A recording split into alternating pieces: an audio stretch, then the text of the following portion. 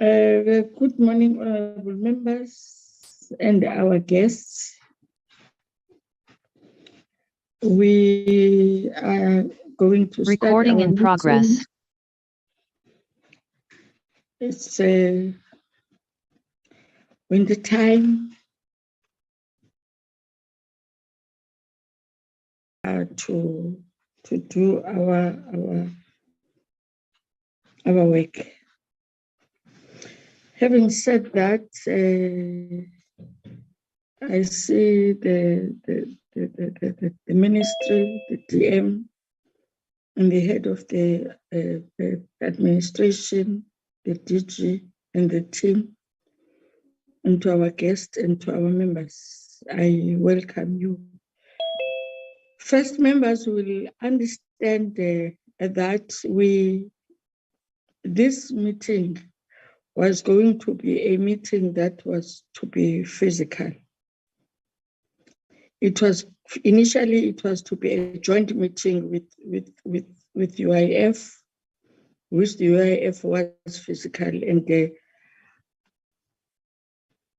the compensation fund tender an apology, because at the time that we were requesting them to come, it was the time that they were busy preparing for the AG.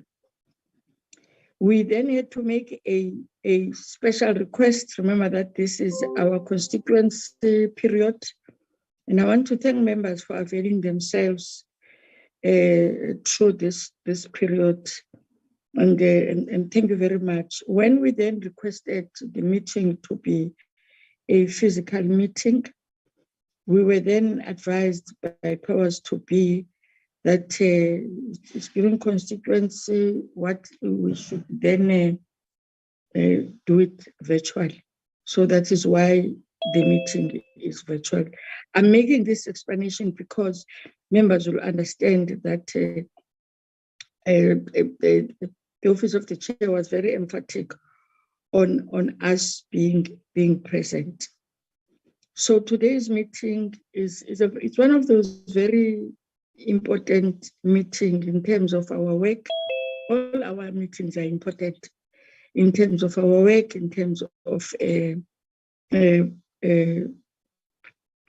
oversight.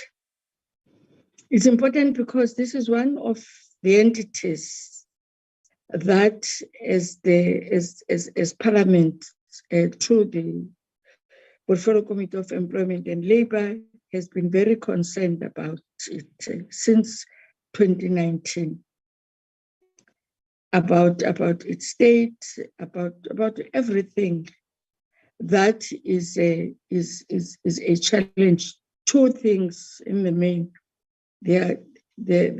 them getting a number of disclaimers. Two, which was very concerning to us as we were conducting oversight, DM and DG, was that they didn't submit for 2021, 2022, 2023. That was quite challenging. Because remember, it is just not an ordinary entity. It's an entity that is dealing with the core in terms of the workspace, in terms of the labor sector, an entity that is dealing with claims of workers that have been injured on duty. To us, we don't take that light because it then has it gives a signal that something is not getting right. It gives a perception that the people that are submitting their claims may not be serviced in a manner that would think that they should immediately, they for 5 years, more than 5 years, an entity has got disclaimers. It speaks to the caliber, the capacity, the ability of that entity to service the ordinary people, the workers, whose lives depend on going to work. And when a person is injured on duty, it then puts everything in a serious challenge, not only that person, but that family. So I thought it's important, Honorable Minister and our guest, to impress on that all our entities are important, but they differ on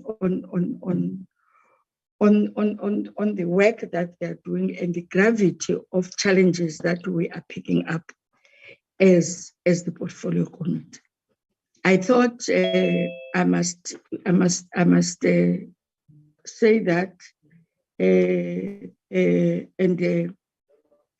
welcome everybody in this meeting. Having said that, I would allow Mr. Sakaza to take us through the roll call. Thank you.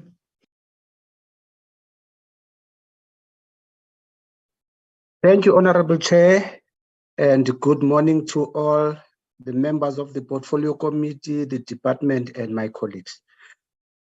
Chair, I have today the following members of the Portfolio Committee on Employment and Labor. We've got yourself, Honorable Dunjwa, Honorable Nonsele, Honorable Volmarans, Honorable Makubele, Honorable Begram, Honorable Mkondo, Honorable Denner, Honorable Goff, and Honorable Ngobo. I have received an apology, Chair, from Honorable Kado. And then from the support staff, Chair, I've got myself, the committee secretary, I've got Poshi Ndabeni, the committee assistant, Mr. Mukwena, the researcher, Mr. Ngobo Sibongiseni, the content advisor, Ms. Mabindisa Tolelwa, the executive secretary. I also did receive, Chair, an email apology for Honorable Minister who is attending cabinet meeting. Thank you. That's all from my side, Chair. Thank you very much, Mr. Sakaza. We'll then request the DG to take us through the team from the department. Chair, may I intervene? I apologize for this. It's Michael Bagram. Yes, Mr. Brigham. I just wanted to know why our 2 previous meetings were cancelled. We never got told. We were just told they were cancelled. Mr. Zakasa could tell us the reason. Maybe you can share that with us. Can we come back when we're done with introduction? Thank you. Did you? Good morning, Chair and the honorable members and colleagues and colleagues from AG. For the compensation fund, Chair, we have the acting commissioner, Ms. Fazana Fakir. We have Mr. Johnny Modipa, who's the COO of the fund. We have Mr. Sopen, who's the head of COIT benefits. We have Ms. Chotsana Achari, who's heading the clean audit area. We have Ms. Katleho Motswiri, who deals with the fraud investigation. We have Ms. Mazibuko, who's heading corporate services for the fund. We have the CFO, Mr. Munaheng Mukwena. And we have from the compensation fund, we have let me just tender this apology, Chair. The board chairperson is writing exams today, so he's unable to make it for this meeting. But we do have board members. We have Mr. Fani Kaba, who's here representing the board. We also have the chairperson of the audit committee, Mr. Manguku. And of course, we have colleagues from the ministry, the chief of staff, Mr. Motumela, and we have Mr. Tando Wababa, the PLO. We have Matapelo Motabache from my office. We also have Zandi Muele from the DM's office. We have the CDPOs, the heads of the provinces for the department, Zolile Albani, Dojek. I have a couple of colleagues who have tendered apologies. The Northwest CDPO is unable to be with us, and also the acting CDPO for Limpopo is unable to be with us. We also have Mr. Mncedisi Kambula from KZN, Mr. Ntamo Mawele from the Western Cape. I think colleagues are logging on. As they do so, we will inform the chair. I see Mr. Tsepo Mukomatsida also has just joined. Thank you, Chair. Of course, today, Chair, we are led by the Deputy Minister, and the Minister's apology was tendered already. Thank you. Thank you, DG. Do we have any guests that are to introduce themselves? Mr. Sakaza? Yes, Chair, there is some guests, for instance, PMG, and I see a few names that I don't know, Chair. May they introduce themselves and indicate from which institutions or organization that they're coming from? Because that's what we do. It doesn't mean that we also have it in virtual. We must not know who is here and who is coming from, as we would do when we are in an open setting. Good morning, Chair. My name is Vusi Masego. I'm from the AG. Thank you. Thank you. Morning, Chair. It's Kabelo Makita, also from the Auditor General. Thank you. Good morning, Chairperson. My name is Orate Muketle from PMG. Thank you.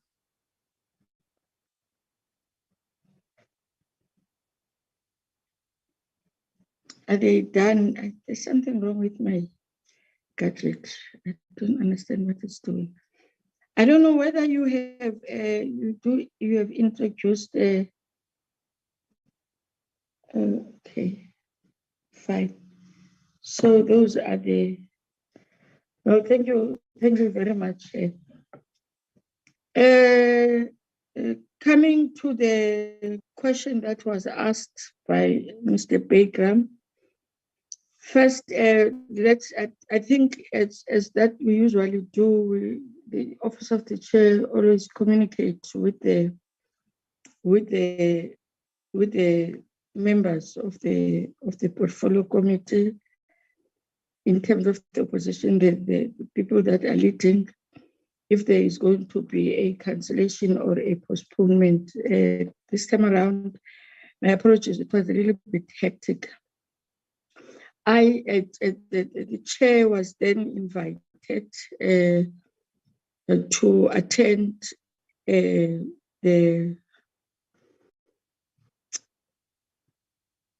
ILO conference in Geneva, which then clashes with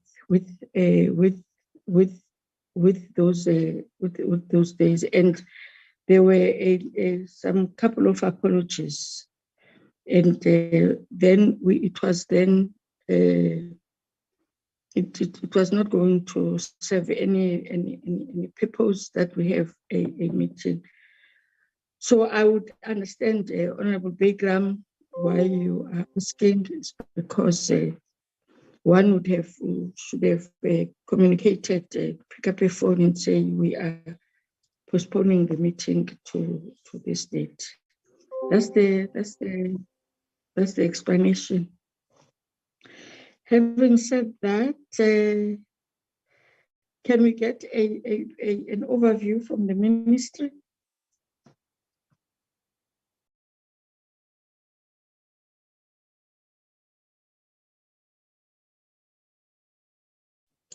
Over to you, DM. Good morning, Chair. Let me just do this so that you can see me, that I'm not a robot. Good morning, Honorable Chairperson and Honorable Members. I'm not going to say much, safe to say that, as already alluded to, that the Minister is not able to join us this morning, and I'm not going to say much. I will reserve my comment for later in the discussions or towards the end of the input after members have indulged in the report, and I would allow the chair, if you agree, Chair, that we proceed with the presentations, and I'll come in later. Thank you. Thank you, DM. I think my apology, I didn't acknowledge the chair of the board of the compensation fund. If I picked up correctly that he or she is around, welcome. Can we then get and to all the provincial leaders that have joined us? I think I'll keep on reminding you, because I'm sure it's the first time in these last quarters that you have been invited. You are invited in our portfolio committee meetings. It's only about one thing and one thing only, that people are serviced in provinces.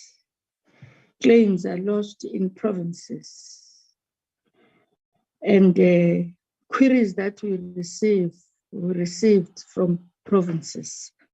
So the work, companies and offices and provinces and districts, and therefore it's going to be important that you hear the questions that are asked and the concerns that are raised by members in relation to what we pick up when we are in doing our constituency work, even if what we do our constituency work every day as a public representative. The mere fact that a person will pick up a phone and call you, and you respond and you forward, it's part of our constituency work. So it's important, therefore, that you are here and you understand. Obviously, the door stops with, in terms of the administration, with the DG, and because of the and politically with the office of the ministry, but also you have got that responsibility. I want to stress that, so that every time you do your work from now on until whatever, you understand that you are also accountable to this committee as part, because the Department of Employment and Labor does not have any concurrent functions. So you are part of the team that is to answer. Having said that, I'll hand over to you, DG. Who is going to do the presentation will hear from you. Thank you very much. Over to you. Thank you, Honorable Chairperson. I'll ask Ms. Fazana Fakir, who's the acting commissioner, to do the presentation, Chair. Then I'll come right at the end of the presentation. Thank you, Chair.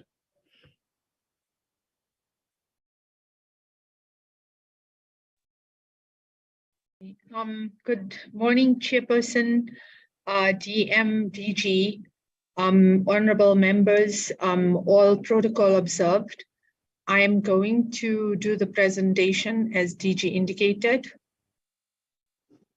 So if you don't mind, maybe I'll just switch off my camera while I'm doing that presentation. Okay, let me just put it into slideshow.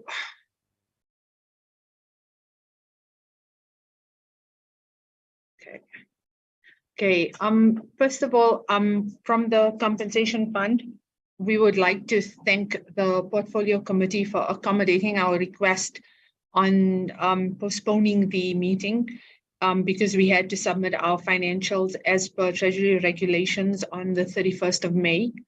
And it assisted us, so we are very grateful for accommodating us, Chairperson and honorable members. In today's presentation, if you look at the content, we have 6 items there, which just look at the briefing outline, our clean audit action plan, our progress on the annual report, our fraud, our vacancy, and the status of our consequence management.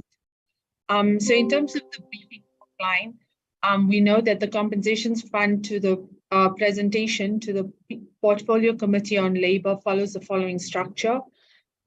As you have highlighted, the fund was unable to submit the annual reports for tabling in Parliament, and the Portfolio Committee requests to understand as to why this is so, especially the 21-22.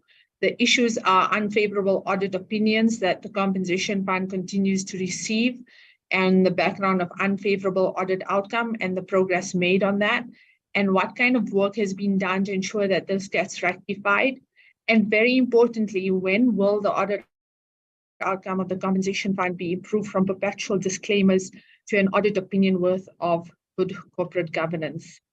So I'll start with the most important one, which is obviously the annual financial statements and the annual report, but I'll touch on the annual financial statements. As we know, the Public Finance Management Act, I'm not going to go all of these lines, but it does place responsibility on the accounting officer and accounting authorities to prepare and submit the financial statements for each financial year and annual report to Treasury, the Auditor General, and the Executive Authority. And it's to maybe stress also fairly present the state of affairs of the department or the entity. So in terms of the non-submission of the AFS and the annual reports, the compensation fund's long period of disclaimer of audit opinion. So in order to achieve a fair presentation as per section 43 of the PFMA, we requested approval to delay submission of the 21-22 annual financial statements, which was last year, that should have been submitted on 31st May 2022, and focus on records extraction and the audit action plan, especially on those areas which are of a disclaimer. And the 21-22 AFS has been submitted as per Treasury guidelines and regulations on 31st May 2023. The 31st of May is always the submission date for financial statements. And in line with the principle of fair presentation and careful consideration of the 21-22 external audit on the annual financial statements closing balances, which will then become the opening balances for 22-23, we wanted input and insight from AG on the audit of the 21-22 financials, and we wanted to incorporate those corrections or insights that AG gave us into our 22-23 financials, and therefore we have now requested to rather submit that on the 31st of August 2023 to allow us to incorporate the insights and the recommendations that AGSA would make on the 21-22 financials. The financial statements action plan has been compiled and it is being implemented for the 22-23 annual financial statements. So we do have a draft there, but obviously we are awaiting the insights from AG on their audit of the 21-22 AFS, which will allow us to do those corrections also. In terms of the 22-23, just to give some assurances to the portfolio committee on, yes, we did not submit it on the 31st of May 2023 as per Treasury regulations, but our action plan is as follows. We have a trial balance that is complete. We have supporting reconciliations, listings, and schedules that are due for finalization on 23rd of June. And we have issued the draft AFS to internal audit, which we'll do on the 30th of June. There will be an adjustment of internal audit findings and the incorporation of investment valuations and actuarial valuations into the annual financial statements on the 20th of July. Also, one of the challenges of why, which I think the portfolio committee is also well aware in that the UIF has also stated, the challenges that we have in terms of also complying with the Treasury timeline of 31st May is that due to the Companies Act, the AFS timelines, which is applied to investments, and the PFMA timelines applied to the compensation fund, there are challenges in obtaining the required financial information from the unlisted investments with BIC. And we will submit the AFS for audit committee review on the 25th of August 2023. And our submission of the AFS to the Accounting Authority, Auditor General of South Africa, and National Treasury will be the 31st of August 2023. In terms of the Compensation Commissioner, where our financial standings are, there's two portfolios that we have with the PIC. This first one is the Compensation Commissioner portfolio. This table just depicts how the asset allocation is broken up. And as you can see, our total market value from 31st March 2022 in this portfolio went up from 52.2 billion to 54.4 billion, just to indicate the financial position of the fund. And then we have another portfolio, which is the compensation pension portfolio. So just to summarize that, also, if you look at the table below, you can see that the value went up from 41.6 to 46.7 billion. It's broken up into bonds, local equities, cash and money market. And to summarize it all year to date, the combined CF investment portfolio increased by 8.69% from 93.1 billion in April to 101.2 billion in March 2023. Due to surplus funds invested with the PIC, which amounted to 3 billion rand and some market movements. So that is the financial position of the fund. In terms of financial performance, maybe I just want to highlight, so obviously this is in blue because we have not yet finalized these numbers here. These are draft numbers, as I've stated before, like we've got a draft trial balance. But just to also stress, which is the most important part to the portfolio committee, as the chairperson, as the Honorable Chair has highlighted, is the injured workers and the benefits that we pay out. So from 21st March to 31st March 2021 to 31st March 2022, you see an increase in the benefit payment to around 400 million. And that's now sitting at nearly 9 billion, where we paid out in benefits, which includes also medical invoices, pensions, temporary total disablement, and funeral benefits and caregiver allowances. The financial position of the fund in terms of expenditure, etc., looks quite healthy. So we don't have any money or finance in deficits to really be concerned about, but we do analyze some of our deficits here in our operating, and we are attending to those. Then we have our clean audit action plan. Apologies, just on that slide. Sorry. So then on the FDMG work and what work has been done also to in terms of the secondment project plan that was done to rectify the disclaimer of the audit opinion. If the members can just look to their left there's 4 categories that we prioritized, which is to resolve our prior year findings and errors, to conduct bi-weekly Director General audit readiness meetings, to provide the AFS preparation and support, which is the review of management accounts, and to implement our audit committee's resolutions. The key strategies and approaches, I know there's quite a lot of content on here, so I'll touch on the most important ones. In terms of prior year errors, we did develop a clean audit action plan, and we looked at the ITRAC. We did corrective action taken to address our audit findings. We did some preventative and detective controls. We implemented that, and we did a development of technical memos for disagreements to findings with AG. And the progress at place is that there is implementation of ITRAC. We've done 83% of our cumulative compliance, and our audit action plan, there's progress, which I will also present in the coming slides. And the feedback is also then monitored.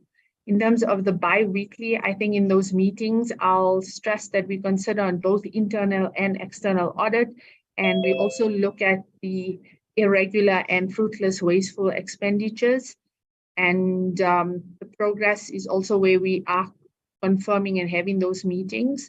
And in terms of the AFS also, the FDMG team has assisted us with year-end journals, audit file preparations, reviewing reconciliations, and reviewing accounting policies. And with the audit committee resources, we presented resolutions, apologies. We presented the 21-22 AFS to the audit committee, and we did review implemented their recommendations. And we had the meeting also to present to them our AFS. Okay. In terms of the FDMG, I won't go into all the detail, but these are the phases that we looked at in terms of the secondment. So the phase 1 was to improve the financial reporting controls, and our phase 2 was to disclose our notes, accounting policies, and our GRAP standards. And as you can see at the bottom, that's known as our business process design, which is ongoing. It is something, why we say ongoing, because operations can always be improved, and controls, SOPs, etc., must always be updated, which is something that AG also looks at when they come audit us. And then the phase 3 and phase 4 constitute our final AFS review and submission. So there we look at cash flow notes, quality assurance, our project plan, and obviously having weekly audit steer calls with the audit controllers and regular meetings with AGSA.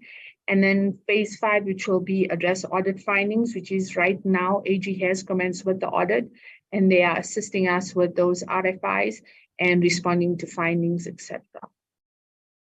In terms of our clean audit action plan progress report, which we've always brought to portfolio, as you know, I'll just touch quickly. The purpose of this is to provide the committee with a progress update on our current action plan and where it's being implemented at the compensation fund. And the key focus is obviously, to which we're looking at, and I've highlighted, is to look at the areas that result in a disclaimed audit opinion, right, over the period of years. The plan demonstrates the work that has been completed or is satisfactory to address our control weaknesses and initiatives that are in progress and future initiatives that are aimed at responding to those weaknesses and deficiencies.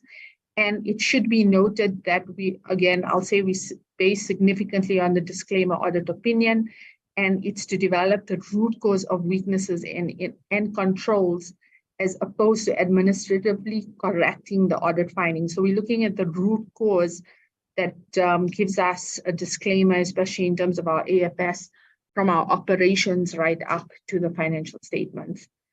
So just quickly, when we look at the next table, complete, it will be in green, not yet complete or unsatisfactory will be in red, and an action that is for future date will be in blue. So the first action plan that we had, it started in June 2021, and it was covering the audits of 2018 up to 2018 and 2019. And when you look at the progress in terms of this action plan, we have from the 187 actions, 155 are complete, which is a completion of nearly 83%. We do have 17.1% or 32 actions that are overdue or the POE is unsatisfactory. And we have 10 which have a future date, which was till March, but those are 100% there. So those will also then be concentrated on. Then we have another action plan that was started in October 2022. This was done to address the areas, as I've stated before, the previous action plan is only up to the financial year 18-19. So we wanted to look at the audit findings of 19-20 and 2021. And from those, the progress that we've made until April 2023 is from the 123 actions that relate to a significant area of disclaimer, 62 are satisfactory, which is sitting at a 50% completion rate from October until now, which is about 8 months, and 50% are unsatisfactory with 2% overdue. What are the interventions that we are addressing in terms of the updated Clean Audit Action Plan? Controls are being looked at consistently and they've been identified, and we require progress and the related POEs.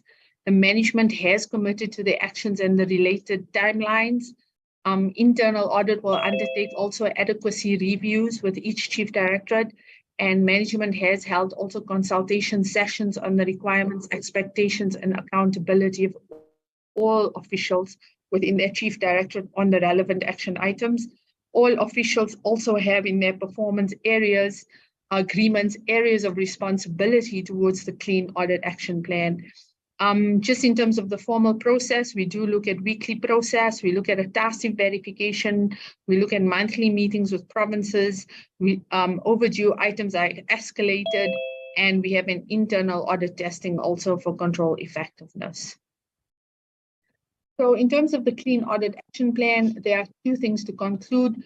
Our overdue items are being prioritized by management, and the areas with completed actions have established adequate controls which require management, obviously, and we've stressed this to management, us as management, that we will on a monthly basis and give assurance on those and on those controls, and also compliance to prevent repeat findings. Okay, so I spoke about the AFS. Now the annual report. So the annual report is dependent on the AFS being compiled, because the AFS must be incorporated into the performance and the non-performance information to then give you an annual report. Our purpose of this one is for the portfolio committee to note the progress with regards to the development of the annual reports and note the compensation funds pre-audited APR for the financial year 21, 22, and 23. So I'll just go to the key slides. And apologies, I did not number the slides. I apologize for that. Or they are numbered, sorry. Okay, so reasons on why the annual report was not finalized within the framework. So slide 30. So for the financial year 21-22, I've stated that we did not submit our AFS. And instead, we said we'd rather submit it in this financial year together with our 22-23 to resolve prior audit errors. And what is the plan and the progress in terms of the annual reports? So the plan and progress is that the annual report plan has been developed to streamline the process of the development of the annual report on the non-financial information requirements, timelines, expected processes, and responsibilities. The plan does focus on outputs of all the annual report sections except the AFS, which must still be audited now that it's been submitted by AG. And the compilation of the AFS will then run as a parallel process. And the annual report development plan also covers the development and submission for the financial years 22-23 also. And the production of these reports will run concurrently. So maybe just to give the details so that the portfolio committee can understand and look at the dates that they will then get the printed annual report tabled at Parliament. So our submission dates as per the annual reports guide for Schedule 3A and 3C public entities are as follows. So as you know, 21-22, we did not submit last year, but we did comply with Treasury's timelines, which is 31st May 2023 for submission and to DPME. So it has been submitted to DPME, to Auditor General on 31st May. And the pre-audited APR was also submitted to AGSA for audit purposes. And the audited APR where we will expect prior to the finalization of the pre-audited AR.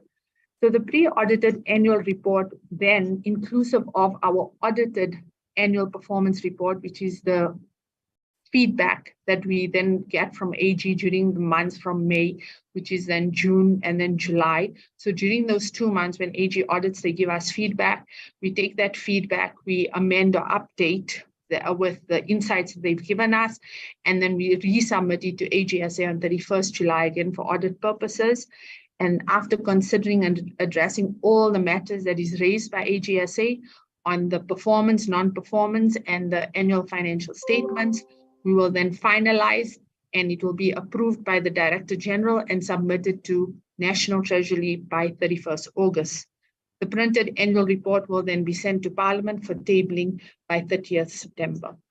So just to maybe stress, which we have at the bottom, our pre-audited APR, which contains non-financial performance information, is finalized. So we just wait then for AG to give us feedback. In terms of 22-23, it's a similar process. I'm not going to go through that whole detail again. But with this one, because we're going to submit our AFS for 22-23 on 31st August, we will then submit also the pre-audited annual report on that date. AG then gives us feedback during those 2 months of September and October. We then take that feedback on the AFS, on the performance and non-performance information, we incorporate it, and we then submit again to AG on the 30th of October. And after considering and addressing all the matters that they've given us again in terms of November, then we submit to the DG and National Treasury by 30th November. And the printed annual report is then inclusive of our financial information, and it will be sent to Parliament for tabling by 31st December 2023. So our recommendation is just to note the progress with the development of our annual reports and what that process would be like. Then I think we were asked just to talk on our customer care, our service delivery improvement, apologies for that typo, and our client support. So we do have a visibility and accessibility strategy. I won't go into the detail of that, but we are looking at also reducing the level of repeat business. We are looking at ensuring proactive measures to satisfy our clients' needs and to enhance the visibility of service channels and processes. In terms of service delivery improvements implemented, we've based some initiatives, as you can see, with the Batubele principles. And I would like to stress that we are taking services to people in the outreach, and we have dedicated advocacy campaigns for injured workers and people with disabilities. Again, on the Batubele principles, one thing I would also like to stress is that we are implementing self-help kiosks, which are in progress. We're looking at brochures also within labor centers and a toll-free contact center number. So I think, as Honorable Chair has pointed out in terms of queries and what we see, these are the number of queries. So green is January, which is the highest number of queries that we got from portfolio per se. And the rest of the months until May, we had one query each. In our table, I won't go through all of them, but those are the number of queries. I think there's one that is pending resolution here on the life partner, which is a legal opinion that we are looking at. And we also, the reason we're looking at this also is not to make claimants' lives difficult, but also just to combat the fraud that the fund faces in terms of these life partner relationships. But we are looking at how we can facilitate a more easy approach in terms of those claims. In terms of the summary of complaints, the table is there. We do have a resolution rate of around 90% for DG queries. Presidential queries, there's a 99%, and Ministry and Parliament, we resolved 100%, with the public protector at 94.4%, and our total resolution rate for 31st March from the 458 that we received, 96% resolution. So our complaint types, so what are the biggest? So we look at the root cause, because what we want to do again is when we classify those complaints, we need to identify what is it within our processes that are resulting in these complaints and where we need to rectify that. The biggest one is obviously the permanent disability assessments. What we do find is we find a lot of clients there who are not happy with the assessment. Maybe we said they're 30%, but they think they're 60% PD. And that's the highest one there, with the second one being, again, a revised assessment that people would also like in terms of their injuries. And then a change of nature, which is with employers also, where they want to change their nature of business, maybe to pay a decreased amount in ROE, etc. Also, it is correct in what they want.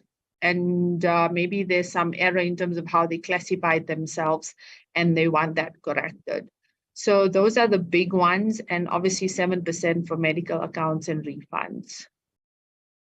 We'd also just like the portfolio committee just to note the processes that are in place to address customer complaints. Then in terms of anti-corruption and integrity, which is the fraud unit,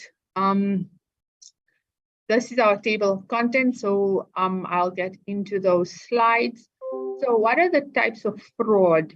So if you look at our past 2 financial years, and we looked at the common modus there, we had a total of 46 cases, 19 being fraudulent claims, which are claimants like injured workers stating that they actually did get an injury at work, etc., or maybe someone who's stolen ID, etc. So that 19 were fraudulent claims.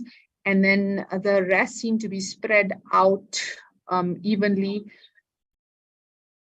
6 being intercepted payments, and the other 6 being fraudulent invoices, maybe also from medical invoices. But those are the big ones for us there. And then obviously the bribery, we also have 2 there.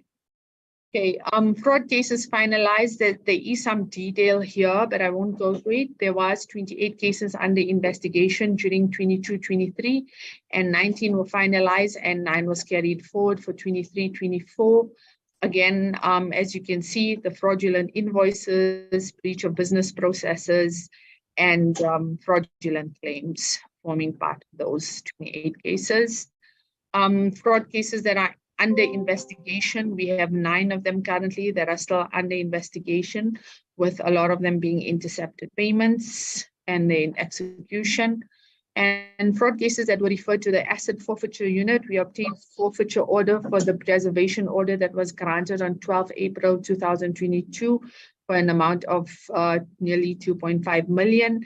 And also on 24th March 2022, ASIM requested the Asset Forfeiture Unit to do an investigation and apply preservation order for an amount of 227 million with the with those criminal cases that we identified, and we will be updated once those recoveries are made.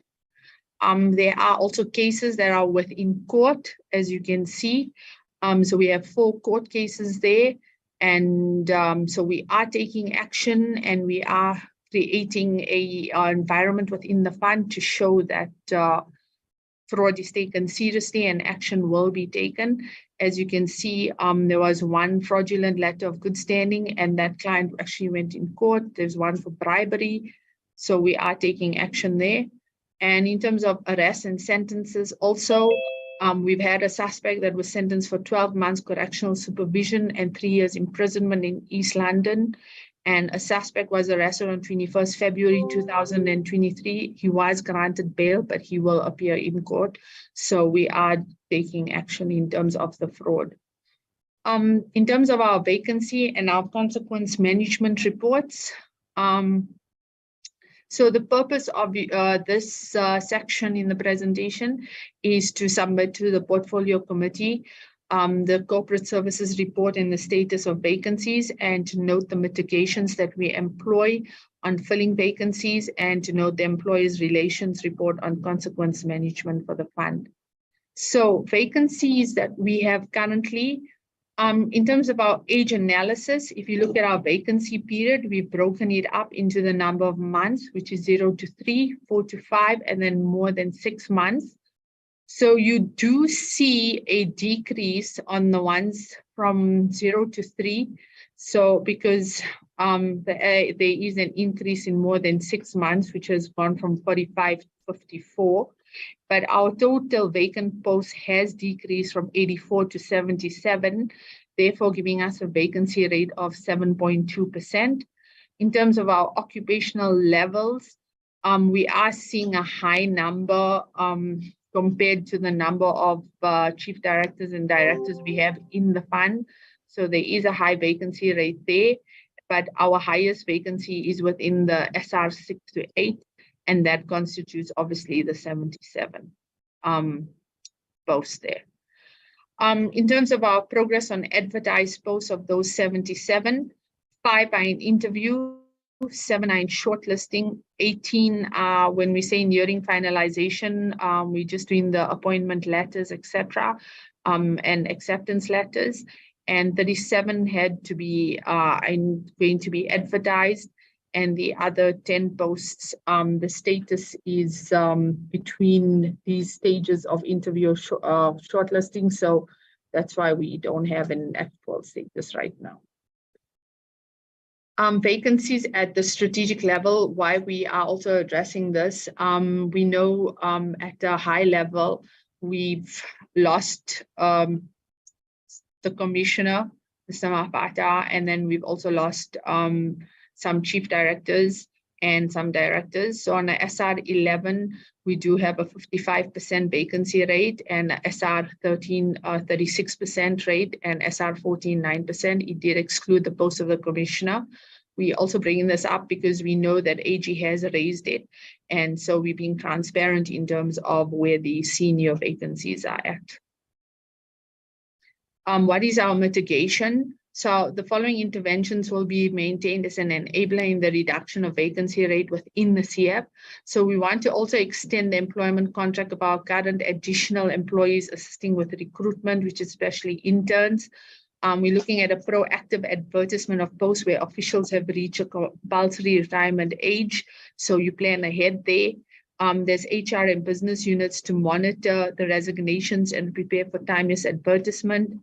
Look at overtime work for recruitment, response handling, and the recruitment plan is being put in place with reasonable timeframes, which will be monitored by human resources and all chief directorates, and human resources to also advertise all vacant funded posts by 30th June, which we know is 2 weeks away, and HR to invoke our PSR regulation 65 in an, that's public service regulations, in an attempt to fast track filling of lower level posts. And we've also identified the critical and scarce skills that will be filled through headhunting. So the other issue that we know due to the disclaimer and the fraud, etc., what we also wanted to highlight to the committee is the seriousness of consequence management and how serious we take it within the compensation fund. And in terms of that, just on this table quickly, there are the total cases are averaged around maybe 70, I would say. So, but the highest one being 49 for non-disclosure of financial interests.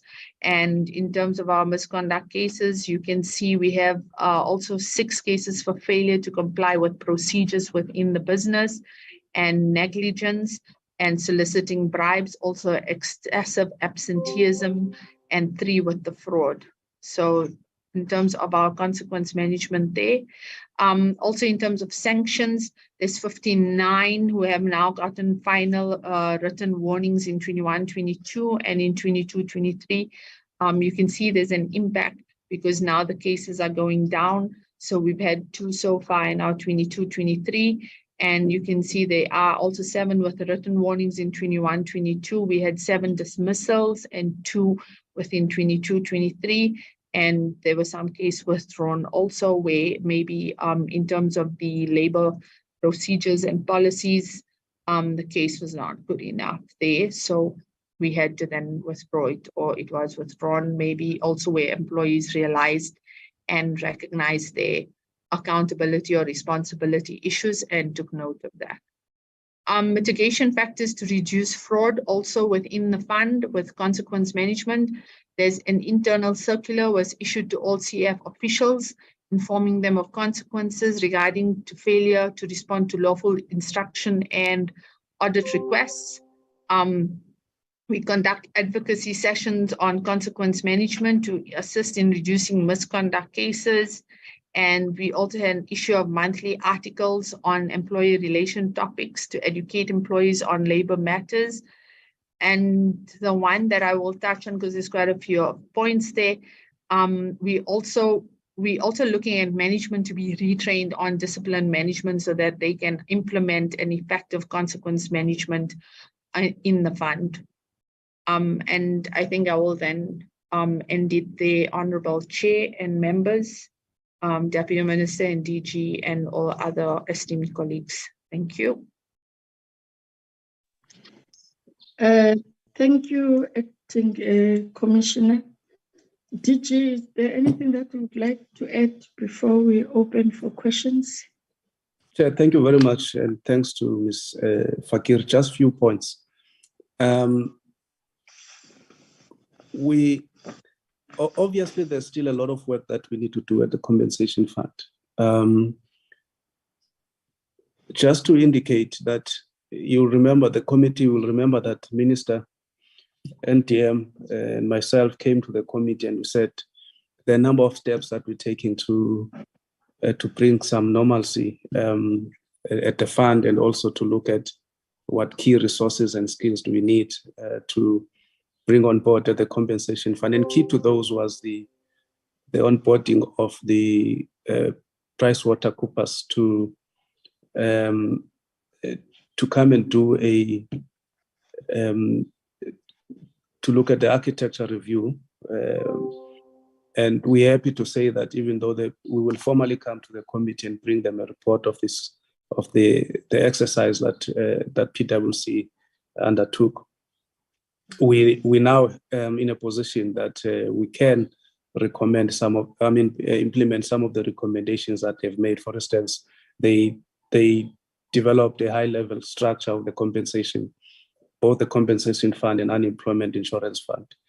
And we're just waiting for them to complete the skills audit assessment exercise that they were going through, and then they'll sign off the report. In fact, we expect that on the 23rd, which is tomorrow, which is Thursday, we will get a report from them, a signed off report, which will then after that follow our internal administrative process where we signed off the report. And then we start with the with the real business of reconfiguring the two the two entities. And that is why we have not filled the post of the commissioner, because we are of the view that we need to wait for the work that is done by PwC, and then fill the post of a commissioner based on the recommendations that they and the recommendations that in their report with regards to the key competencies and the skills that are required for a commissioner of both unemployment insurance fund and the compensation fund. But also what this report seeks to do, the one that's just presented by the acting commissioner, is to just paint a picture that, contrary to reports that compensation fund is falling apart,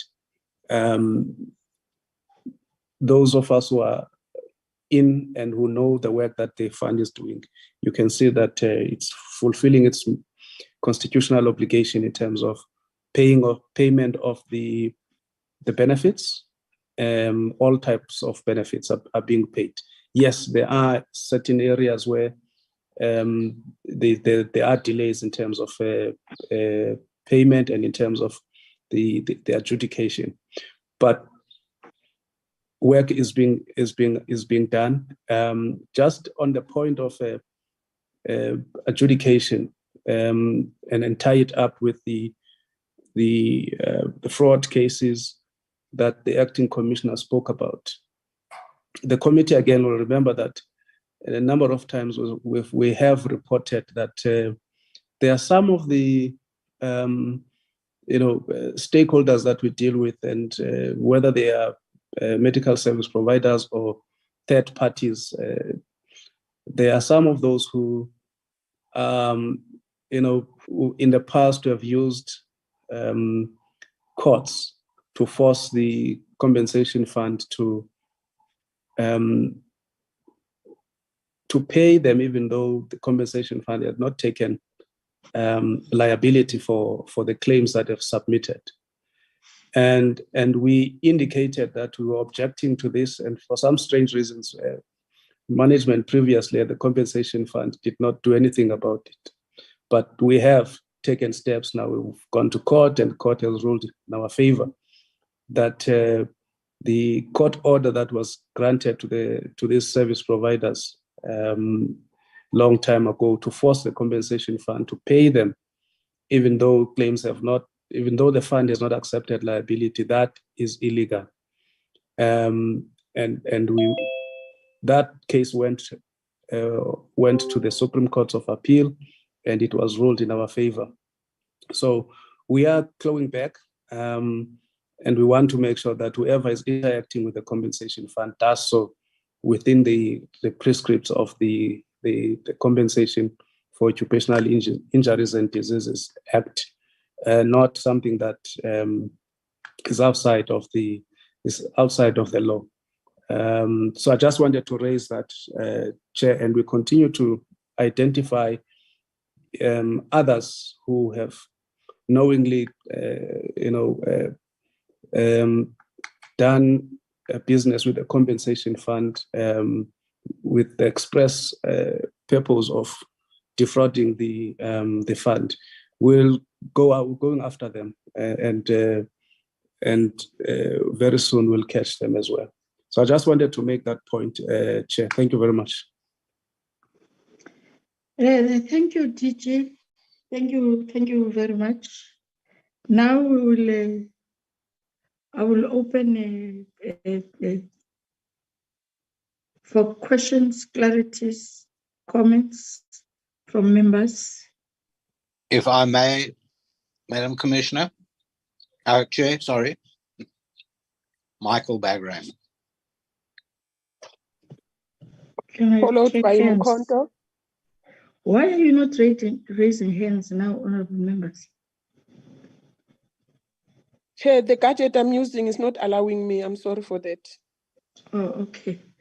It's Honorable Bagram, Honorable Mkhonto, Honorable Dana, in that order. Thank you, Madam Chair. I really appreciate it. And thank you, DG. May I go ahead, Madam Chair? Yes, yes, in terms of the hands, the last hand is Honorable Nonsel. You may. Thank you. So thank you, DG, for this report. And I appreciate it because at least it puts us in the picture. And thank you to the acting commissioner. I have a couple of questions, nothing too strenuous.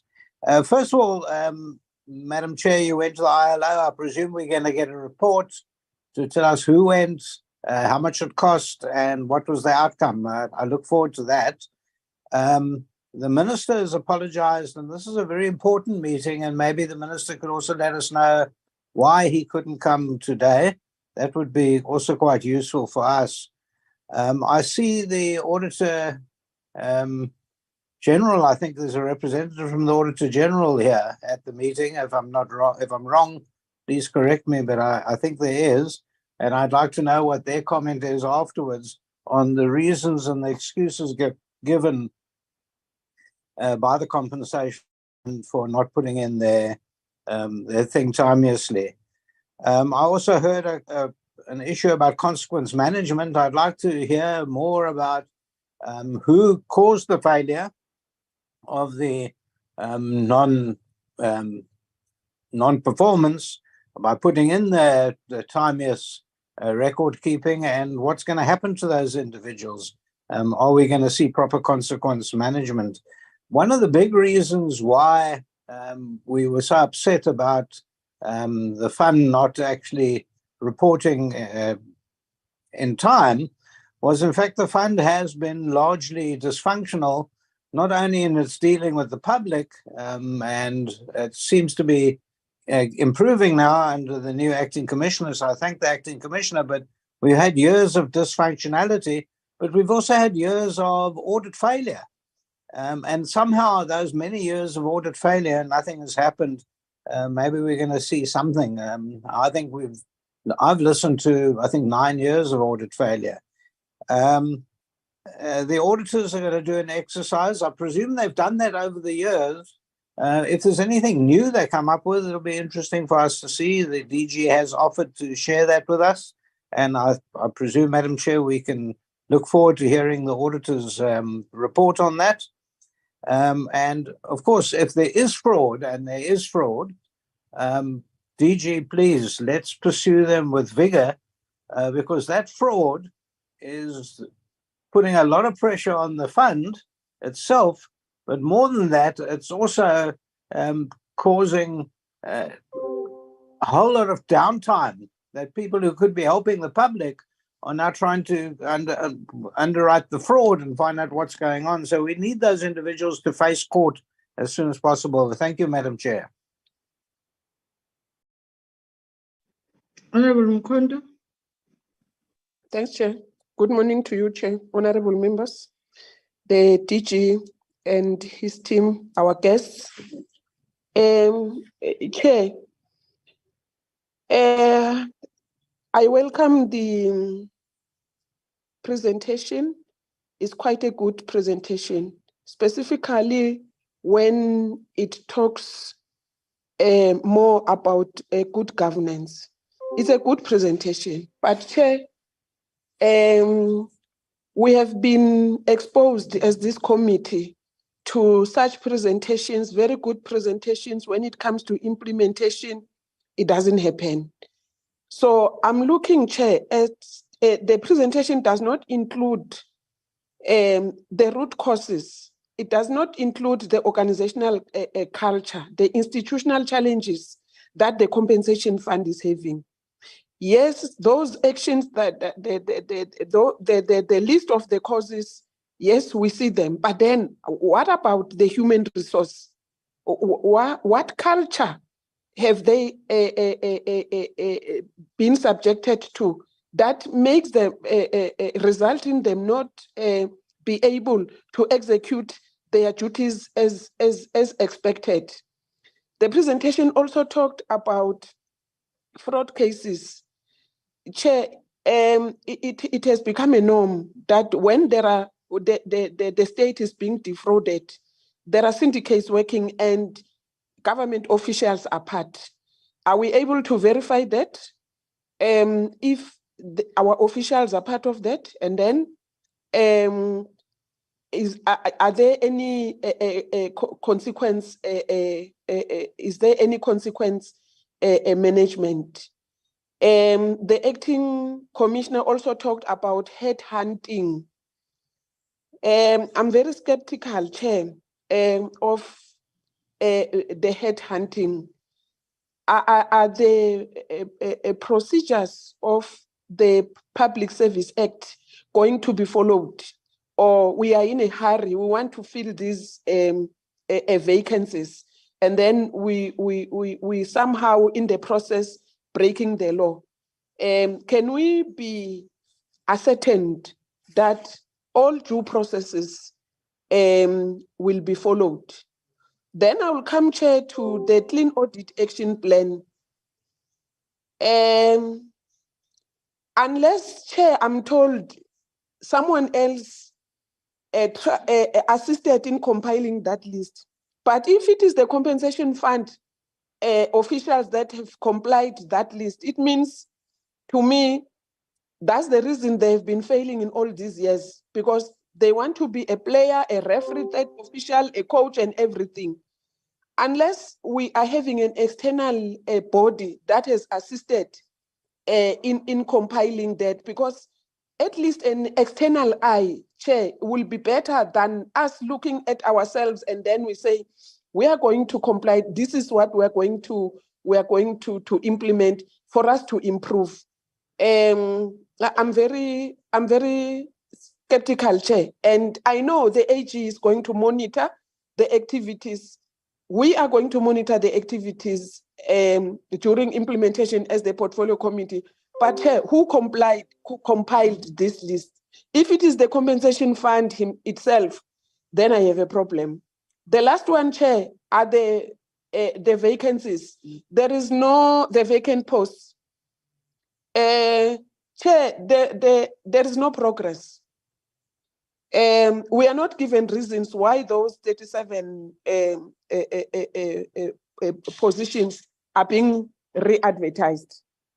There's no progress at all, and those that are re-advertised are at a high percentage. If we can be given reasons, what led to the re-advertisement of the 37 posts? Thank you, Chair. Thank you, Honorable Mkondo. Honorable Dana. Thank you, Chair, and thank you to the Acting Commissioner for the presentation. Chair, I have a few questions. Some of my questions have been covered by the colleagues. My first question is with regards to the unlisted investments and the delay in submission of financials from those companies. Is it only due to the difference in timelines between the PFMA and the Companies Act with regards to financial year ends, or is it due to improper delays, as we have seen with the UIF? And I'd like to know, if it is, then what is being done from the compensation fund side to keep the PIC and those unlisted investment companies accountable? So that's my first question, Chair. My second question is, the Coed Amendment Act was gazetted on the 11th of May, and the regulations were published for public comment on Friday. But the Coed Amendment Act in clause 43A and B requires third-party service providers to register with the compensation fund within 6 months. But there are no regulations that I can find that stipulates the registration requirements. So I would just like to know from the fund, what are those regulation requirements? Why weren't they published? When will they be published? The registration requirements, I apologize. And then, Chair, my third question is section 25 of the regulations that were published on Friday for public comment notes the introduction of designated service providers and that the compensation fund may enter into agreements with public and private sector healthcare providers. The same section also notes that an agreed fee structure and terms of payment for the healthcare services, medical reports, and record keeping, which may differ subject to affordability, value for money, and an open, transparent, fair, and competitive bidding process as per Section 217 of the Constitution. So from the tariffs prescribed by the minister in the gazetted terms of the Act. So how will the compensation fund manage multiple tariff structures, as will definitely be the case regarding these requirements and in the regulations, which differ to the standard tariffs published annually by the compensation fund? So I'd just like to find that out. And Chair, then just a comment in passing, I think it would have been good to have this meeting in person. It's always good to look people in the eye and discuss serious matters like this in person, especially since the House Chair did give permission for a meeting in person as per his memo to the Chief Whips last week. But as I said, that's just a comment in passing, and it's a pity that we couldn't have this in person. Thank you, Chair.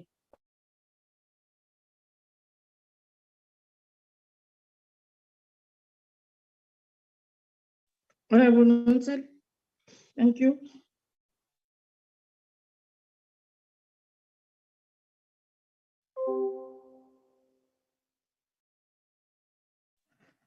Honorable Nontsele.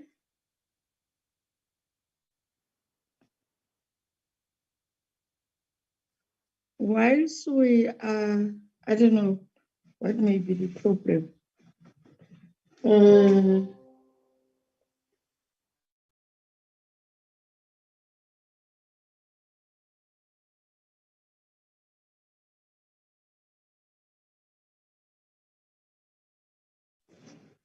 Honorable Nontsele is having a problem. He is requested to be unmuted. Can you do that, Mr. Sakaza? Chair, yes, he is unmuted here. Because he's, As I'm looking, it's unmuted. His mic. Okay. Honorable Nontsele, you are unmuted.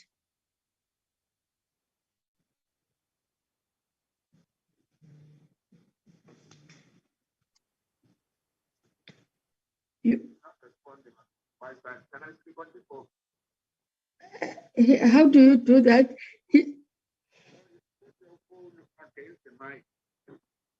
Oh, okay. He's requesting to speak on the phone because the gadget or whatever is not responding. We are allowed to do that? I think you may speak, Honorable That's a good Nontsele. idea. All right, you may speak, Honorable Nontsele. Thank you, Chair, and thanks, honorable members. Thanks for your understanding. The question that I want to raise, as part and parcel of appreciation of the presentation that has been made,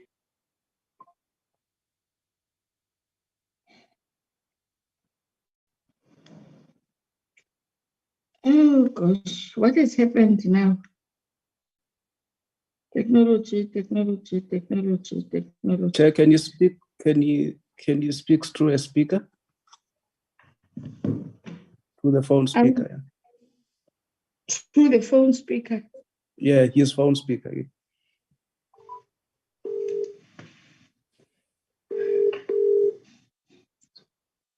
You are requested to speak through the speaker.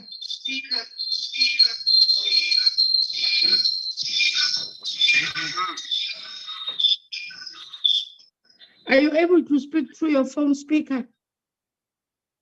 yes, I'm speaking on the phone speaker, Chair. Oh, all right. Can we hear him? I can hear you from my side. I don't know what I can hear you. I don't know with other members if they can hear you. It's very difficult to hear. Could he not type it in? The question, type it into the chat. They can't hear you. The request is that can you put your questions on the chat? Come again? When I quickly run the question there, I'll try to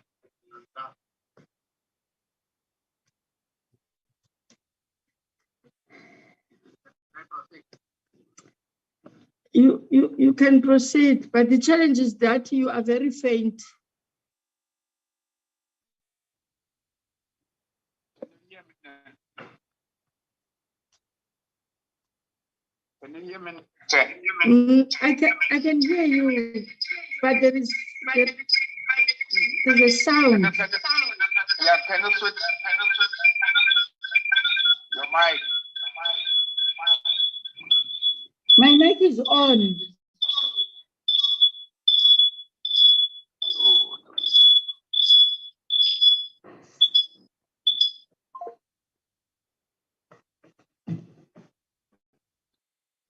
No, I think we have got a problem there. Mr. Sakaza, can you check if IT can assist? Yes, Chair, I can send him the just WhatsApp. Just check if he can be assisted. Okay, Chair. Just few one out. I think, Honorable Bagram, there are two questions that you posed to me. I just couldn't pick them up. I would appreciate if you can repeat them, so that when I respond appropriately. Secondly, in terms of the, I appreciate in appreciating the report, which is promising. As Honorable Mkondo have said, that hoping that the timelines that you have put, you are going to meet them. I'm not quite sure DM, DG, and acting commissioner. I think it's page slide 63, where you are talking about the frauds, the bribery, and whatever. I would appreciate it without mentioning names, but reflecting to, if maybe you won't be able to do that now, but reflecting from which provinces. Is it provinces? Is it head office? Or is it head office, all of that? So that we have got an understanding of how this tendency is it spread right across, and which provinces are more of culprits. So I would appreciate if then that can be you be able to reflect on that. Maybe not today. If you are able now, it's fine. If you will need time, I will give a time frame that we will at least we'll need that in the next week. If you can circulate that to the committee secretary. Honorable Dana, we are in a constituence period. That is why then our request to hold the meeting physically was declined. I thought I did reflect on that. Is that last time when we were allowed to have a physical meeting, we were still within our schedule, but now we're on a constituence period. We had to apply, and then our application was then declined. It is on those bases that we are holding it virtual, because that's what we were advised to do. I will hand it over to you, DG, DM, DG, Acting Commissioner, to answer questions. But before that, can an Honorable Bagram repeat the questions that he was directing them to me?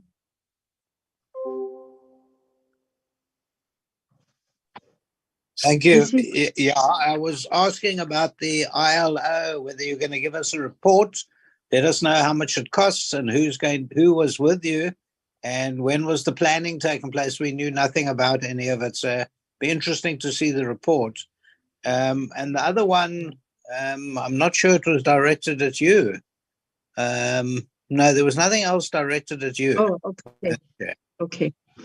No, fine. I will comment about that during our closing, the second one. No, fine. DG? Chairperson?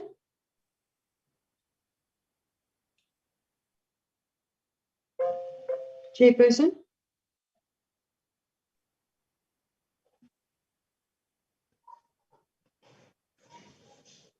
Madam Chair, can you hear me? I can hear you. I'm listening to you. I'm waiting for you. Oh, sorry, you didn't acknowledge me, so I was waiting for you to acknowledge me. Now, Chair, sorry, I raised my hand when you answered me, and I just want to bring it to your attention that the request was not declined. The request was approved, and it's in the Chief Whip's memo that was sent by House Chair. So I don't know if there's a communication problem, but if there is, then I think for future reference, it should just be sorted out, because the request was definitely approved for a meeting in person. How did you know that? It's in the Chief Was Whip's what- memo, Chairperson. Come again? It's in the memorandum that was sent from the House Chair to the Chief Whips of all the parties. No, it then means the committee secretary will then have to, because fine, I'm not going to be arguing on the issues of the Chief Whip's forum and whatever. My understanding is that we were advised that we hold the meeting virtually. So I will at another point I will look into that, because I don't know. Can we ask the TM? Morning, Chair. Chair. Oh. Honorable Nonsel. Thank you, Chair. Sorry for the disruption. I had to change the gadget. Can I proceed? Yes, you may proceed. Thank you, Chair.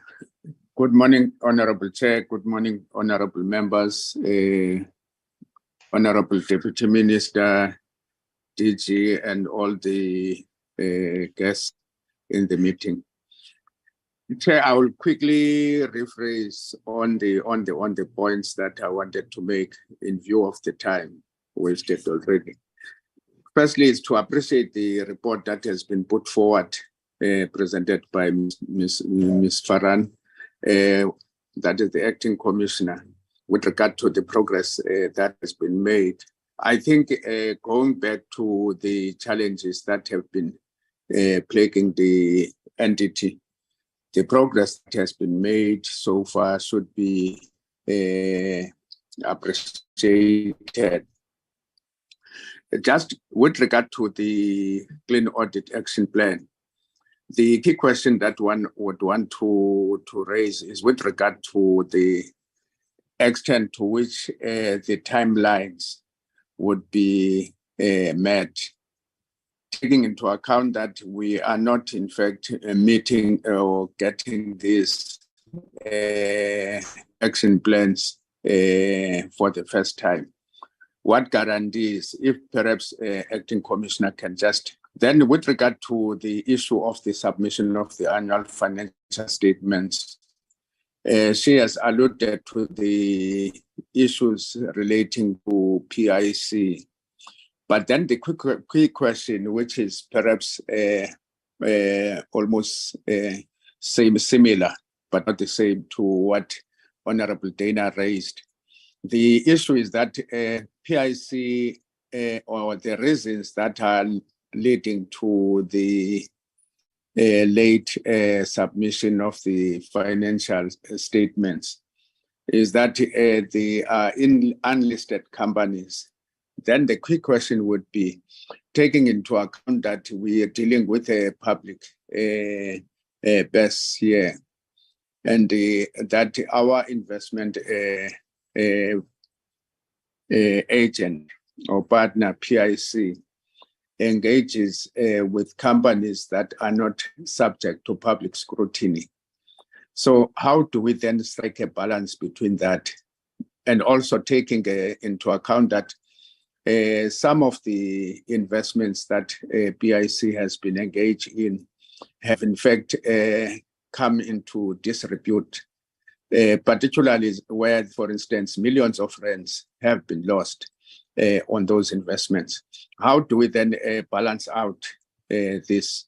the fraudulent transactions that have taken place, and then continue to invest in companies that are in fact not subject to public scrutiny, because unlisted companies are not subject to public scrutiny. The next area would be then on the question of the fraud cases that acting commissioner has raised, which is fine, and because that's part of the excellent progress that has been made. Again, the issue here again would be the timelines. How soon can we expect the entity to come back, or through leadership, that is the minister and the DG, to pronounce, particularly on areas where we have made progress, with regard to prosecutions, with regard to the preservation orders that have been made and recovery of the monies that have been lost. So if, for instance, she can just assist us in getting proper timelines, they may not necessarily be as detailed as they can be, but just to get a comfort as to just how soon, can that be done. Yes. Finally, Chair, is just to appreciate the progress report also that DG has made with regard to the process that is of ensuring that the entity continues to operate and being functional. But then the question would be around the PwC processes. That would lead to the filling of the commissioner post. I may have missed out, because again, it's the question of the timelines. If DG can just attach timelines as to when the process would come to fruition, and we get the entity now formally stabilized by the appointment of a full-time commissioner. Thank you, Chair.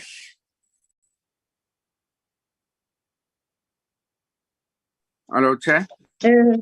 No, thank you very much, Honorable Nonsel. The DM has lost a connectivity. Yes, then he is requesting to be readmitted. Mr. Sakaza, can you deal with that? Yes, Chair. As soon as I see her on the waiting list, I'll admit, Chair. Yes.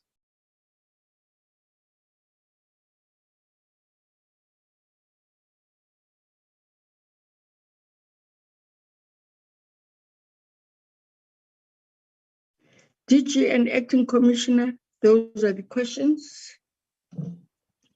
Chair, thank Comments? you. Maybe let me take the easiest ones, Chair. I'll leave the difficult ones to the acting commissioner, because they are operational in nature.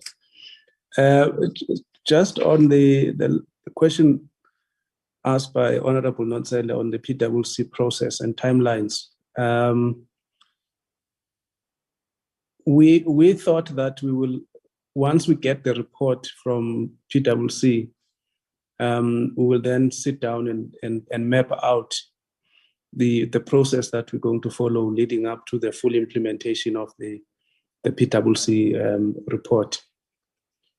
We've been engaging with them, not only PwC, but GTEC as well, because they are also busy with the process of unbundling of the two entities from the department. It's another process that has to take its own course, because the way that the entities are structured in such a way that everybody who works for the entity is seconded to these two entities by the department, and which means that everybody is employed by the department and paid for by the department, and we claim money from the compensation fund and UIF, including the acquisition of assets. It's done that way. So we then need to, when we unbundle, we need to look at the implications, staffing implications, not only for the two entities, but also for the department. So we will come back to you, Chair, with the proper timelines in terms of the implementation of the PwC report. On the question raised by Honorable Mkonto on the compilation of the Clean Audit Action Plan, and whether it was done by UIF and Compensation Fund, and if so, there's a consent. The AG, when AG issues the audit findings, they are very clear in terms of the areas that must be addressed. In fact, they make recommendations on the key areas, and you know exactly where these areas are, and what needs to be done. So in the fund's wisdom and in our wisdom as a department, we didn't think that we can hire a service provider to do this work when management knows exactly what needs to be done and how it can be done. I think that if we then look at the areas which I think the acting commissioner has touched on, those areas that the areas of the Clean Audit Action Plan that have not been implemented, and the steps that are being taken to deal with the officials that have not done what they're supposed to do. I think that's the best way of handling it, because everyone knows what the issues are. So I thought I'll respond to that, and also on the issue of headhunting. There's a due process that we need to follow. In fact, it's laid down in the public service, so in the public service regulations in terms of how you do with headhunting. So yes, we intend to follow that strictly as it is laid down. I think on the acting commissioner and other colleagues can respond to the issue of the organizational culture at the compensation fund. And that is one of the areas that we want to focus on as we change not only the structure of the compensation fund, but the way they do business, and that will also relate to the type of people that we bring into the business. This entity has been in this mess for a long time, and there's an embedded culture of not doing things on time, and maybe that's because people at the lower levels, they don't feel the pressure that is felt by people at the higher level.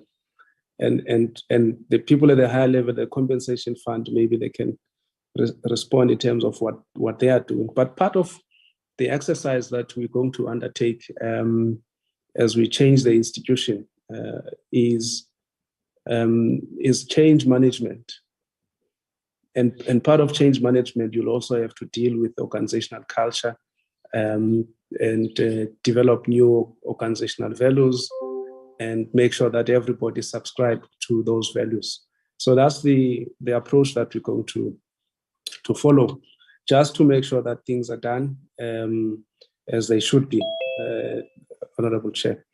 I'll ask the acting commissioner to just respond on the number of other questions. Thank you. Okay. Thank you, DG and Chairperson, honorable members. So I will look at the questions that we have. I'll start with the Honorable Bagraim. I know a lot of them were comments and they were directed to the Auditor General, who maybe after us will then address some of the concerns that you raised. The reasons on the non-submission of the AFS, I think and obviously the AG will come in on that. But I think as we've stated, we wanted to identify what are the key issues that always result in a disclaimer, and we wanted to address them in the 21-22 financial years. And therefore that was that request to delay the submission.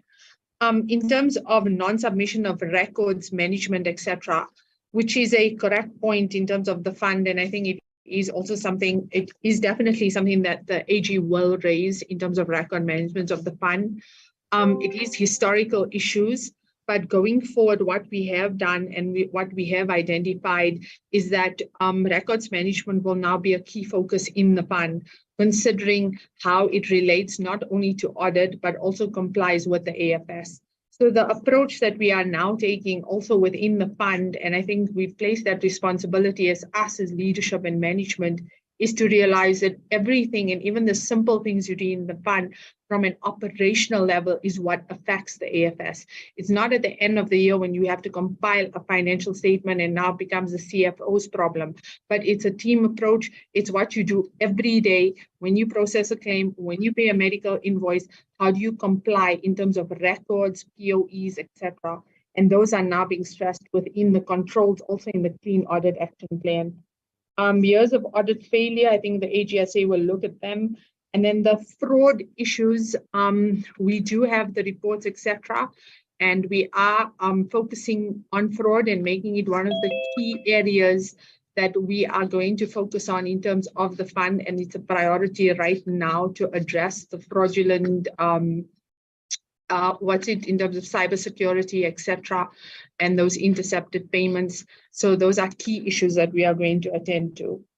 Then in terms of Honorable Mkonto, thank you for appreciating the presentation and that. I appreciate that. I think also maybe just to talk, and I know DG did touch on the governance and the change management and the organizational culture, but if I'm allowed, please, I think when it comes to the fund, the culture that we're putting now in is no longer one of a blame game, but one where we as a team come together and take responsibility, accountability, and ownership. Also, maybe from a personal experience now being the acting commissioner, I always joke and say that once the commissioner comes, and even though I'm a medical person and you told me to do something in employer services, I'll go do it for the sake of the organization. Also with the lower team members and employees on a junior level, I think what's important to also realize is, as leadership, have we explained to them where we're going and why we're going there? I do, and I think I've also encouraged the top leadership to do that. Also, we do walkabouts on the floors. I remember, seeing ASTs, etc., in financial reporting, and then telling them, I'm having sleepless nights because the AFS is still not finalized. So I think it's kind of those issues, and showing them that they have a role and a part to play, and there's accountability and responsibility as a team and as an organization as a whole. So first things first, before that is, I think we're taking it upon ourselves also in the clean audit action plan, where now you have to give a POE that you've explained to everyone within your team from an SR6, etc., on what is the purpose of it, why are we doing it, and where are we going with those actions. And I think those are key things in terms of organization and a culture, bringing everyone along in that process.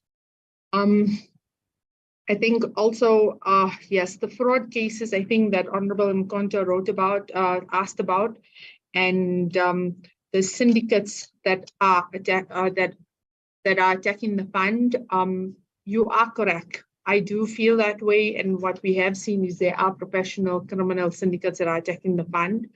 And there are some officials within. We do have reports, we do conduct investigations, we identify those individuals, we identify those syndicates, and we are implementing cybersecurity measures with the CIO also at Dell head office in terms of addressing those.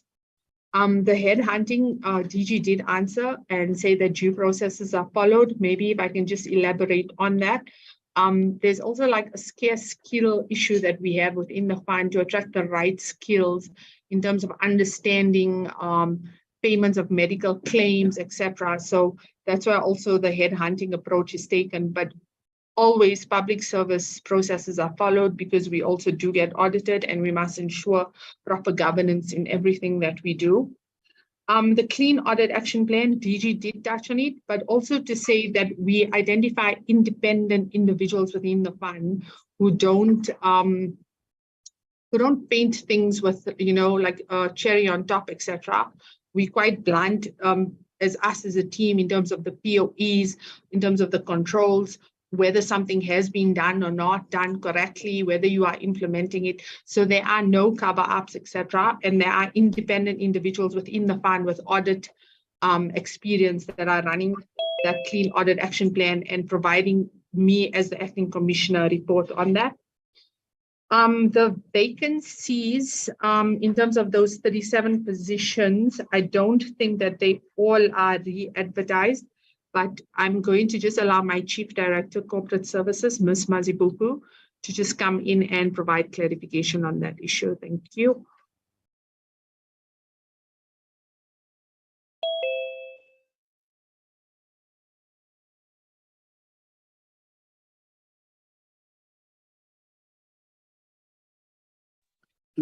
Good morning, Chair. Good morning, DG, DM, all protocol observed. I'm Ms. Mazibuko for Corporate Services within the fund.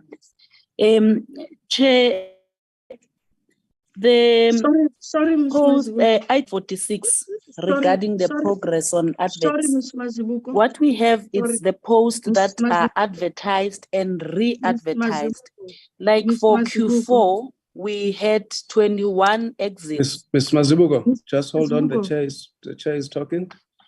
I'm not good. Ms. Mazibuko. Thank you, Hello. Chair. Sorry about that. You can see my face, mostly. We will appreciate to see your face. Thank you.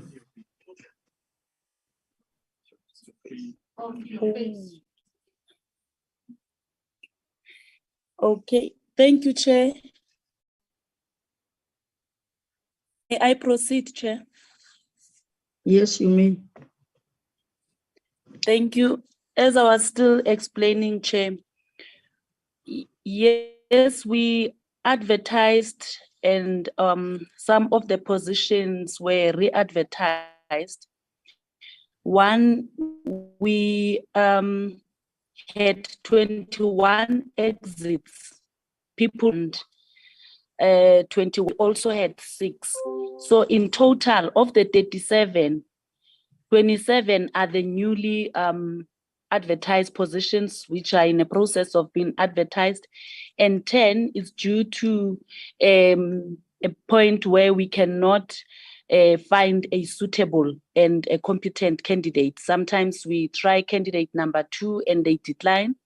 And mostly it's within the occupational specific dispensation post, which are highly regulated by DPSA, and we're unable to match the salaries. Hence, the commissioner and the DG were talking to skills, scarce and critical skills, where we are also pushed to headhunt.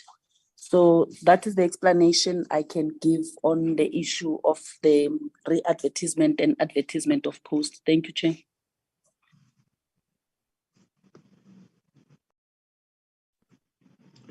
Thank you. Thank you, Chairperson. If I might come in, but you can just tell me there's still a few questions. On Honorable Dana, the unlisted investments. So one of the key issues is the Companies Act, as I've said in the presentation, allows the unlisted investments. Remember, they ruled under the Companies Act, and they submit in September their actual annual financial statements. So that is one of the reasons. But the other reasons also is that as a public sector, in terms of audit, we follow GRAP principles, whereas most companies follow IFRS, which is it's another principle of accounting principle. sorry, I can't remember the actual, but I know it's an international framework of, yeah, financial framework principle. So I think that also is where then the conflict or contradictions start coming in, and that's why we have to really then start reviewing what they have given us, because we're following different principles. Also in terms of the unlisted investments, I agree, and I also touch with it with Honorable Nonsele. Apart from the delays, etc., I think there are some kind of like governance issues in terms of these SRIs and how the investment has been done. We are sitting we've been sitting with in workshops. In fact, we were sitting yesterday in a workshop with our investment committee to try and obviously come up with solutions on how we can look at how these investments, their financial information is submitted to us. But also, I think with the UIF, we have submitted to Treasury to say, can they not exempt us in terms of the 31st May timeline? Because the UIF and the Compensation Fund is not a regular government institution. We are Section 3A entity. We do have different financial requirements, and what we are seeing is that we also require this exemption. And I think that would be the ideal solution for us in terms of looking at how we can comply with as I've stated, as the PFMA wants, a proper AFS that is reasonable, that gives you proper information, accurate information. Then on the regulations, so in terms of the regulations, you are correct. The COIT Amendment Act was signed by President Ramaphosa on the 7th of April. So it was signed into assent, right? But to become law, you have to publish regulations and you also have to gazette them, etc. So, so what we've done with those regulations, we're also taking a phased approach. So that's why you haven't seen Section 43A and 43B on the third parties, but we are definitely going to publish them. And I do have your contact details. When we do, I will inform you of that timeline. But we want to take a phased approach also, instead of like a big bang when it comes to the Act and the amendments of the Act. Section 25, in terms of the DSP arrangements, a very good question in terms of the agreed fee structure, that you have a gazette and you have fees that are legislated within that gazette, etc. So medical aids, which obviously the fund is also a medical aid. We get medical invoices exactly in the same format, etc., as a medical aid. And they go into DSP arrangements, and they, yes, you're right, they do multiple tariff structures because it's an agreement between the DSP to say, you know, with maybe if you go to Netcare, you agree and you say an ICU fee inclusive of everything is 5,000, whereas Mediclinic would say, no, I can do it for 4,000, etc.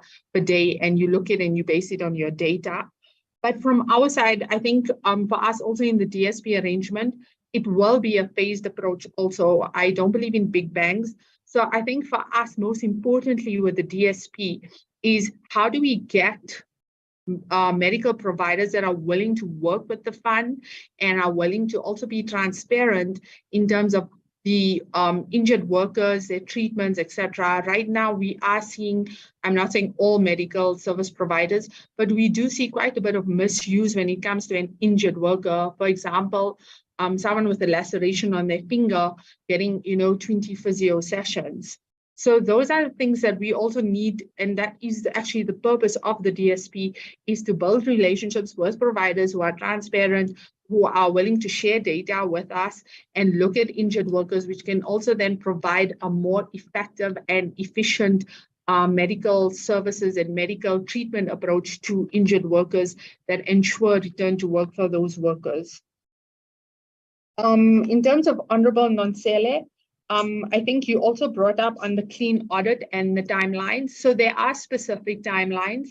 I will be transparent and tell you that us as management has not complied to all those timelines. There are those overdue items that we have found, but we are focusing on those overdue items, and responsibility, accountability, and consequence management is placed on those timelines, because we also know that the clean audit actions are imperative for a good audit outcome.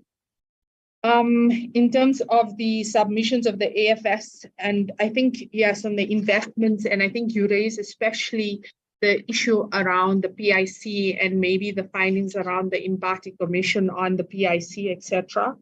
So as a fund, and that's a point that we took in yesterday in our workshop, we said, look, as the fund and as a entity that is actually part of like social security and a government entity, what we are, the purpose of those unlisted and those SRIs was actually to give finance to formerly disadvantaged individuals, BEEs, etc., that would not necessarily get this financing through a bank, right? Because of what their criteria is, etc. But that does not mean that we take the risks of losing money, which you rightfully point out is for the public purse, right? And we have identified a lot of governance issues that for us are a big concern for us. And in that workshop, I think I've stated before, we're looking at an SLA between PIC, at giving penalty fees in terms of what transparent financial information we get from these SRIs, and also how we identify these SRIs and assure their success. But just pulling out money and not contributing to formerly disadvantaged individuals who can play a part in the economy and who are great entrepreneurs and do have the skill, they just don't have access to the finance, etc. So maybe in terms also of PIC, when we look at them, we'd also maybe want to look at these entrepreneurs, look at their history, but also look at how we can also facilitate access to more knowledge and training programs to give them a more successful business within the South African economy. But obviously we are looking at transparency with the PIC and implementing an SLA there. I think the other issue that you brought out was the fraud and the timelines. I think from like with my director, ASIM, in terms of timelines with fraud, due to dependencies with other entities like South African Police Service, and if it goes to the Hawks, etc., and also the state attorneys, that has caused an issue in terms of giving definite timelines. But I think as the fund, we always solution driven and we don't just look at those problems. So we're looking at building better relationships and looking at how we can then get those definite timelines, especially from the state attorneys, offices, etc., with the cases that we've referred to them. And then Honorable Chair, I think also just ask on reflecting the provinces, etc. If you allow us, we can email that to you later, Honorable Chair. Right now, we do have a draft. Okay, so we do have a draft. If Ms. Katlego Mokiri can just come in quickly, just to tell you what she does have, but she will send you the detail on that, Honorable Chair. And she'll put on her camera also, and mic.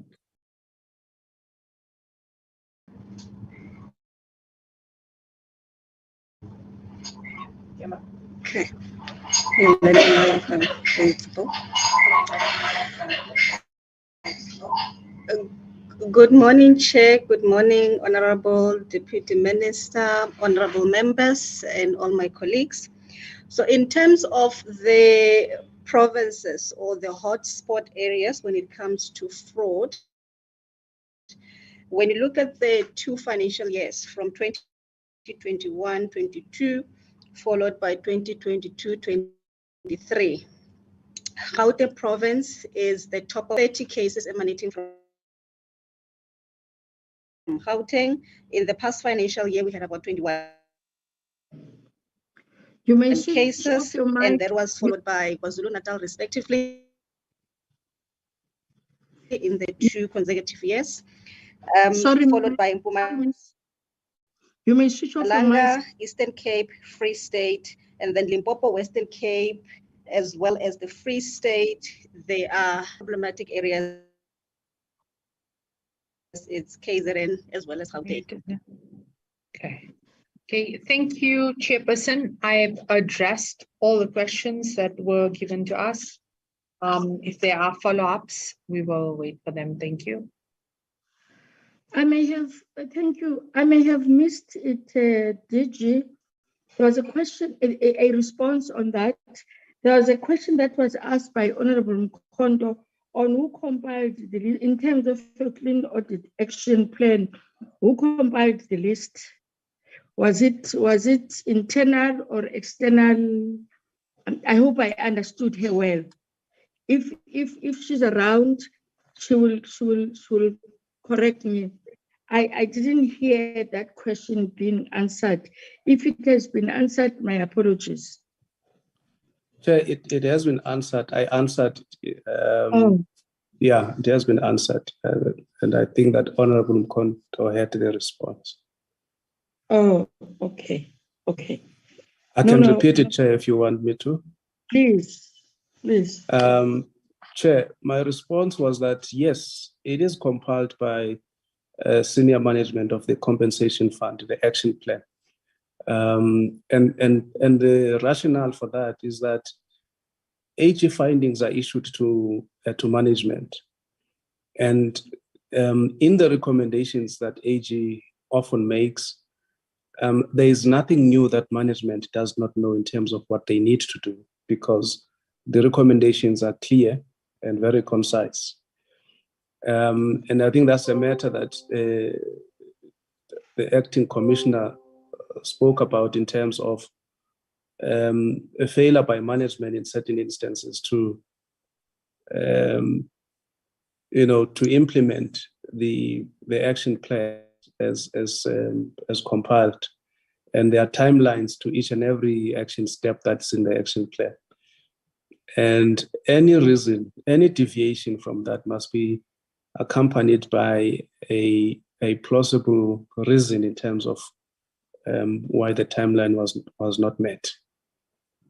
So I understand the concern, but I think a consultant will come in and do exactly what management has done in terms of putting together the action plan, because management knows the environment better than anyone coming from outside. Thanks, Chair. That was my response. Okay, thank you. Is the DM back? DM? Yes, yes, Honorable Chairperson, I'm back. If you allow me to quickly, can I switch off my gadget, Chair? Yes, Because, yes, ma'am. thank you. Thank you so much. Just 1 second, Chair. I think I just needed to a few areas that I have to deal with, just to respond briefly, among others. I'm sure to start with what Honorable Bahrain was asking earlier about the minister's apology. I think it was raised and it was presented by the chairperson in the meeting, and I think we must accept the fact that the absence of the minister in this meeting and the reasons forwarded are valid, unless if we say the minister didn't go to the cabinet. I think I don't want to dwell much in that, Honorable Chairperson and honorable members. But I thought that we need to accept the reasons given by the minister's non-attendance to the portfolio committee. But moving forward, Chair, I think we have long accepted our shortcomings in terms of the CF, and the DG was reporting earlier that we did source the services of PwC to assist with the architecture review and restructuring of both the CF and the UIF. And that report will soon serve before the portfolio committee. And we have also, honorable members, reported to this committee and to Parliament that the founding documents and structure of the funds are undergoing a rigorous internal review. Furthermore, Honorable Chairperson and members, the progress that Honorable Bahrain acknowledges under the acting commissioner in the compensation fund is highly appreciated. And also worth noting, the acting commissioner has been part of the same compensation fund for some time now. The very compensation fund that we felt that it has been non-compliant for a very long time. So the results are simply part of the process, which we should all trust, the process that has been started. And I think in this part, we must also acknowledge progress made thus far. I think one of the things that we should also appreciate with the fund is that the fund continues to render services to the intended beneficiaries, even under difficult challenges of the late submissions of the annual financial statements to the AG and many other challenges that has been alluded to by members and acknowledged thus far. We understand the inadequacies that come with unaudited financial statements, but we have also full confidence in the process of the restructuring of the fund. We take all the inputs, Honorable Chairperson and Honorable Members, and advices given to us by the committee seriously. And as always, we maintain the fact that if there is any omission on our part, we will gladly revert back in writing to Honorable Members.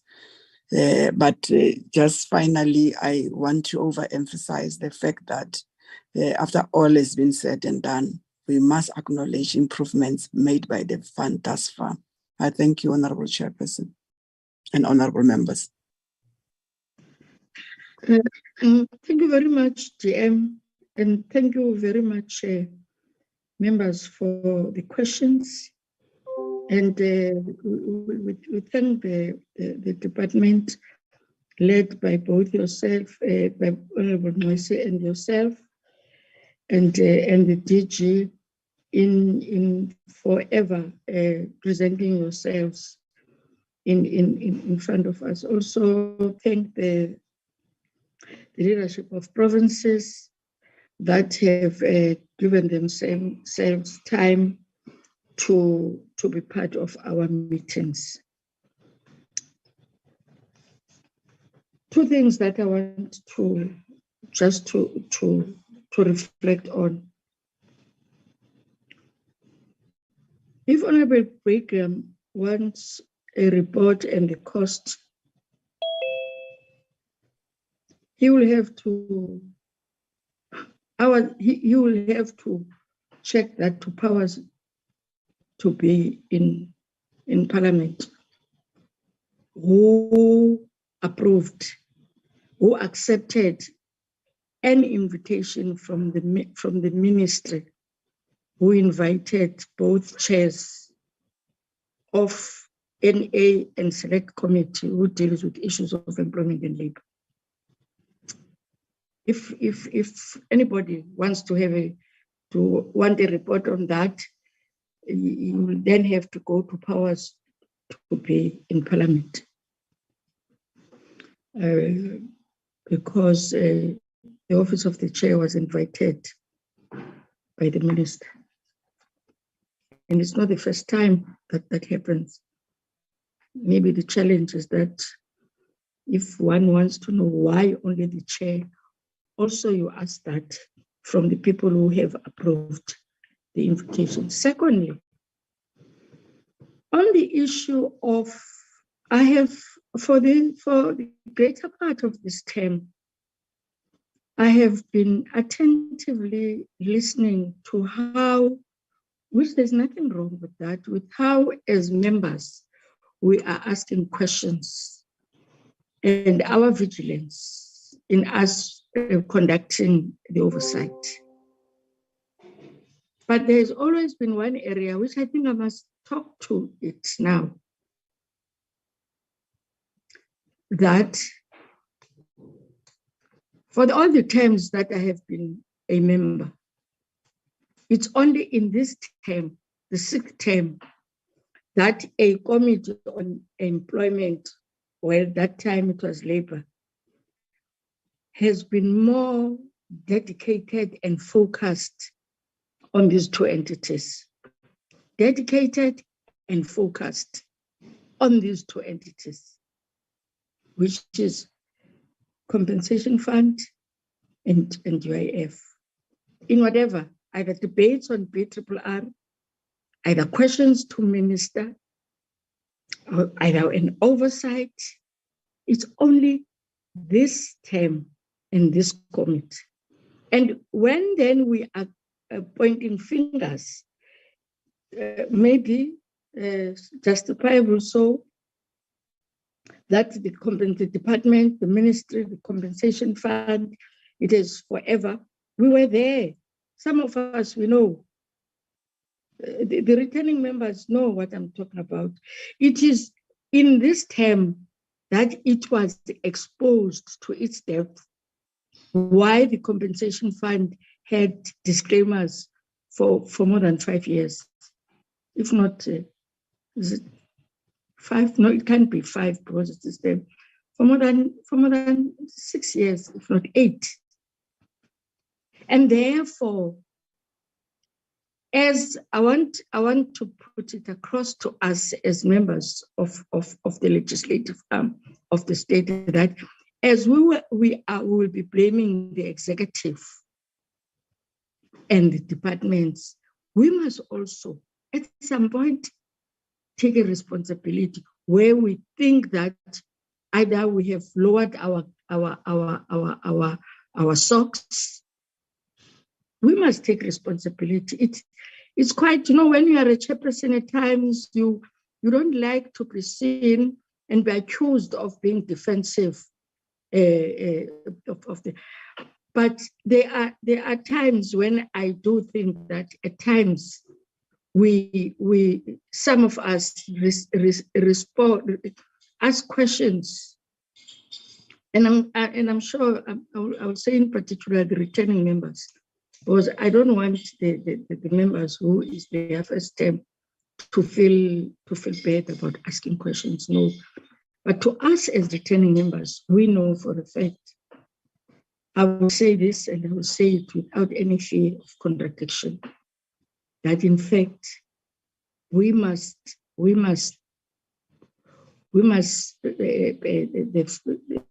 flag must fly high for this